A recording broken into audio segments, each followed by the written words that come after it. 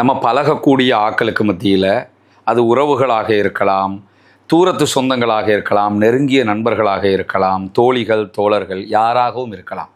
இவங்களுக்கு மத்தியில் பிரச்சனைகள், சங்கடங்கள், மனக்குழப்பங்கள், மனஸ்தாபங்கள் அடிக்கடி ஏற்படுறதுங்கிறது மனித இயல்பு. அது அப்படி தான் இருக்கும். ஆனால் அப்படியே அதை விட்டுட்டோம்னு சொன்னால் பெரும் பிளவாக மாறி நம்ம உறவே சீர்கெட்டு போயிடும். இந்த உறவை இறுக்கி பிடிச்சிக்கிறதுக்கு, நம்ம மற்றவங்களோட நெருக்கமாக எப்பொழுதும் நம்ம உறவை பேணிக்கிறதுக்கு பல வழிகள் இருக்கிறது.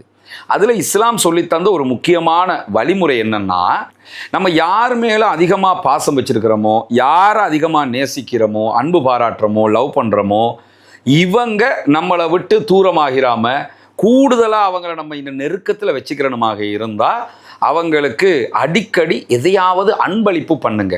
இது லஞ்சம் எல்லாம் கிடையாது. அவங்க நமக்கு அன்பளிப்பு தருவாங்க, நம்ம அவங்களுக்கு அன்பளிப்பு கொடுப்போம். ஒரு ஃப்ரீ டைம் கிடைக்குதா, வா மாப்பிள்ள ஒரு டீ குடிச்சிட்டு வருவோம் அப்படின்னு சொல்லி போய் ஒரு டீ குடிக்கிறோம், அதுக்கு நம்ம பே பண்ணுறோம். ஒரு சாப்பாட்டுக்கு போகிறோம், அதுக்கு அவன் பே பண்ணுறான்.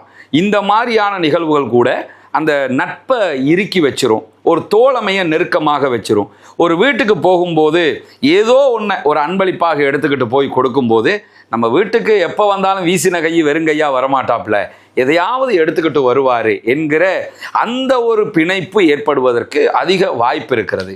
அதே நேரத்தில் இந்த அன்பளிப்பு கொடுக்கிறது மற்றவர்களுடைய நட்பை, உறவை நம்மளோட நெருக்கமாக வச்சுக்கிறதுக்கான முயற்சி இருக்குது இல்லையா? இது முதல்ல எங்கேருந்து ஆரம்பிக்கணும்னா நம்ம மனைவி இடத்துல இருந்து ஆரம்பிக்கணும். வைஃபுக்கு கிஃப்ட் கொடுக்கறது, வைஃபுக்கு அன்பளிப்பு கொடுக்கறது எத்தனை பேர், எத்தனை கணவர்கள் செய்கிற காரியம். அதே மாதிரி ஹஸ்பண்டுக்கு அன்பளிப்பு கொடுக்கறது, ஹஸ்பண்டுக்கு ஏதாவது ஒரு கிஃப்ட் கொடுக்கறது எத்தனை பேர் செய்கிற காரியமாக இருக்குதுங்கிறது ஒரு மிகப்பெரிய கேள்வியா இல்லையா? ஏன்னா குடும்பங்களுக்குள்ள பிளவுகள், குடும்பங்களுக்குள்ள சீரழிவுகள், அப்படி விரிசல்கள் ஏற்படுறதுக்கு இதுவெல்லாம் காரணம். ஒரு அழகான வாட்ச் பார்க்குறீங்க, அதை நம்ம ஹஸ்பண்ட் கையில் கட்டினா சூப்பராக இருக்குமே, அதை எடுத்து கொண்டு போய் அன்பளிப்பு பண்ணி பாருங்க. அப்படி எனக்காக வாங்கிட்டு வந்தீங்களா, சூப்பராக இருக்குதே அப்படின்னு பூரிச்சு போயிடுவாப்புல. நீங்கள் எங்கேயாவது ஒரு கடையில் ஒரு சல்வாரை பார்க்குறீங்க, இதை நம்ம மனைவி உடுத்திக்கிட்டான்னா எவ்வளவு சூப்பராக இருக்கும் அப்படின்னு நினைக்கிறீங்களா? அதை வாங்கி கொண்டு போய் அவள் சர்ப்ரைஸாக இருக்கும், அவங்க அதை எதிர்பார்க்கவே மாட்டாங்க. இது பெரிய பெரிய பெருமதியான பொருட்களுக்கு மட்டும்தான் நினச்சிக்கிறாதீங்க. வீட்டுக்கு போகும்போது போகிற வழியில் ஒரு பாப்கார்ன் பாக்கெட் இருக்குதா, அதை வாங்கி கொண்டு போய் கொடுத்தா கூட என் கணவன் எனக்காக வாங்கிட்டு வந்தான் அப்படின்னு சொல்லி அது ஒரு பெரிய பெருமதியான பெருமையாக நினச்சி அவங்க எடுத்துக்கிடுவாங்க.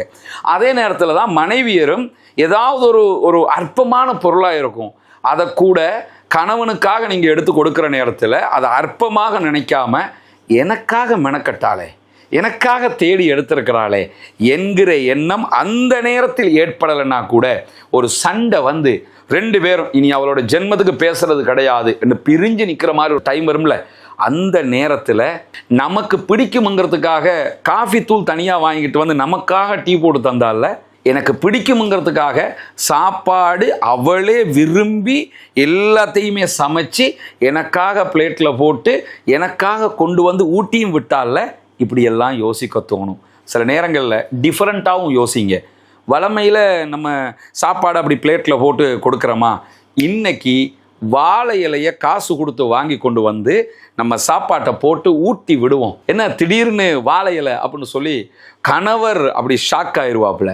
அதே மாதிரி மனைவிக்கும் எப்பயுமே வீட்டுக்கு போகும்போது எதையாவது ஒன்று வாங்கிட்டு போகிறீங்களா, இதை விட டிஃப்ரெண்ட்டாக எதை கொண்டு போய் கொடுக்கறது, அப்படி கொடுக்கும்போது இதை நான் எதிர்பார்க்கவே இல்லையே அப்படின்னு ஷாக் ஆகிடுவாங்க.